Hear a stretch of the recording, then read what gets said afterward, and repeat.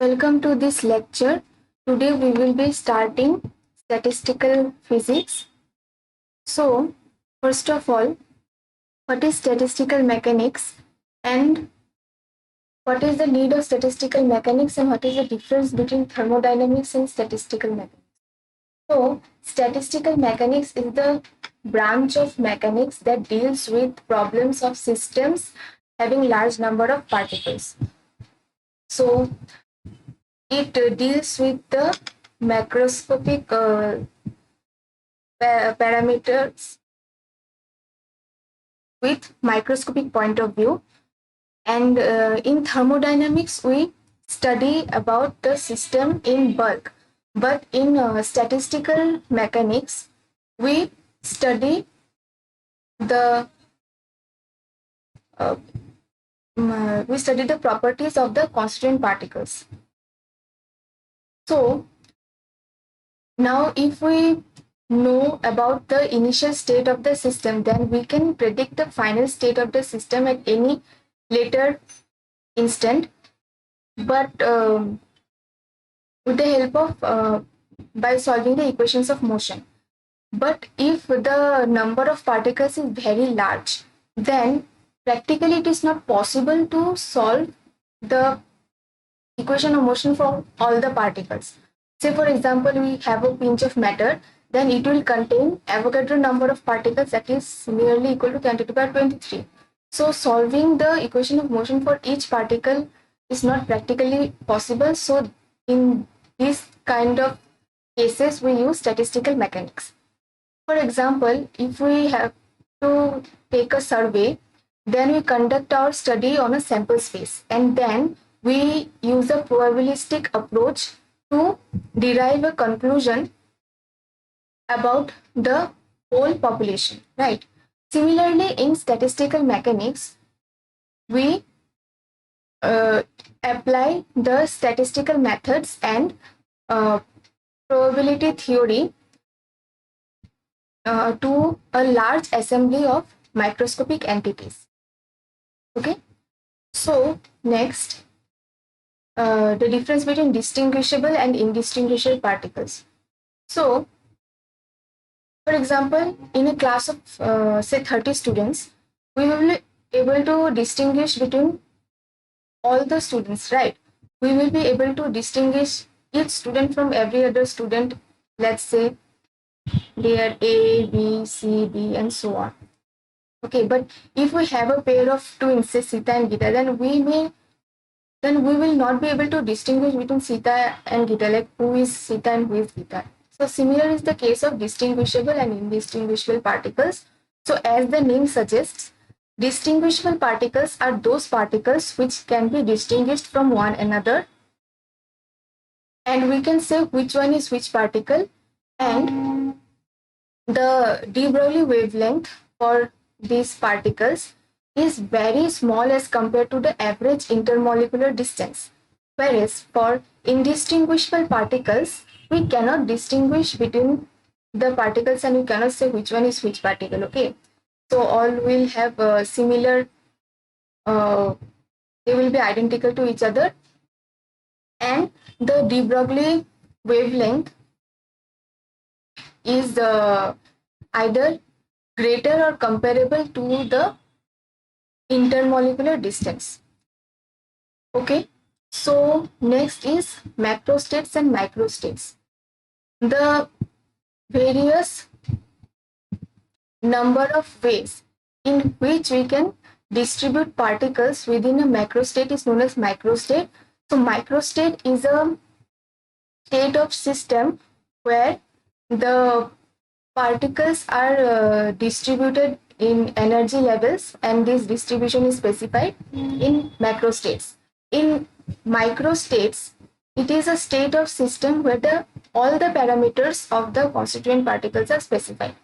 Okay, so let us now see the distribution of 4 particles into energy levels.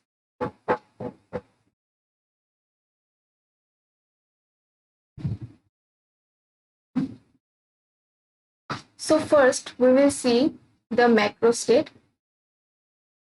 possible for this condition. So the possible macro state, let us say this is energy level E1 and this is energy level E2. So the possible macro states may be, say, 0 particles in first energy level, 4 in the second, or 1 and 3, 2 and 2,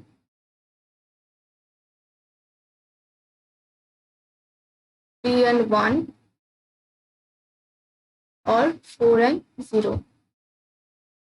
These are all the possible macro states. Now the corresponding microstates will be, for this one, it can be like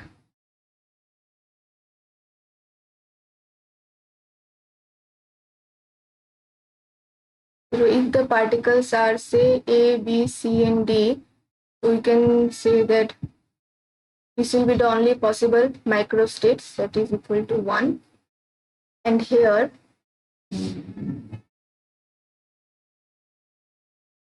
this can be, let's say, A in this, B, C, D in the other, B and A, C, D.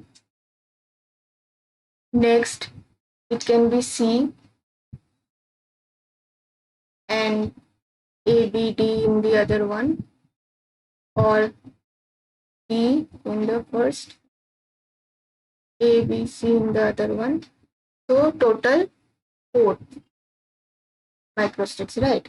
Then corresponding to this, we can have AB in the first one and CD in the second, or AC in the first one and BD in the second.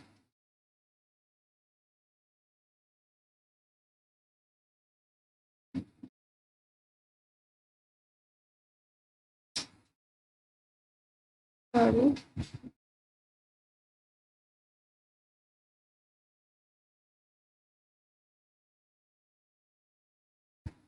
So then AD in the first and BC in the second, right? Then we can have BC in the first and AD in the second, and we can have BD in the first and AC in the second, and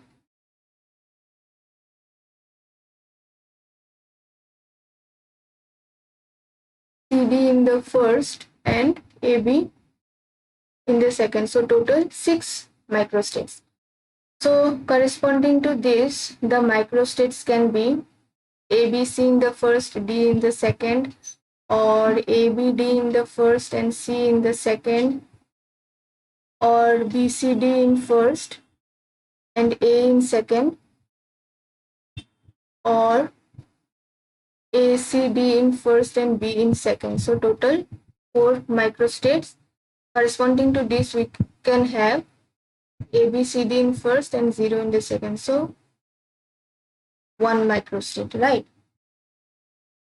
Now let's say we have to distribute R out of n distinguishable particles, then the number of microstates we represent by omega will be equal to NCR.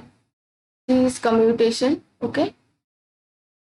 And if we have, say, n distinguishable particles of spin S, then in that case the number of microstates is given by twice S plus 1 to the power n. And also this is a very important formula. So next, most probable or equilibrium state. So the macro state corresponding to which there is maximum number of microstates is known as most probable state, and in statistical mechanics the equilibrium of macro state is from the perception of microstate. So the equilibrium state is the macro state that is most probable. Okay. So in the previous example, you can see that this macro state 2 2 has the max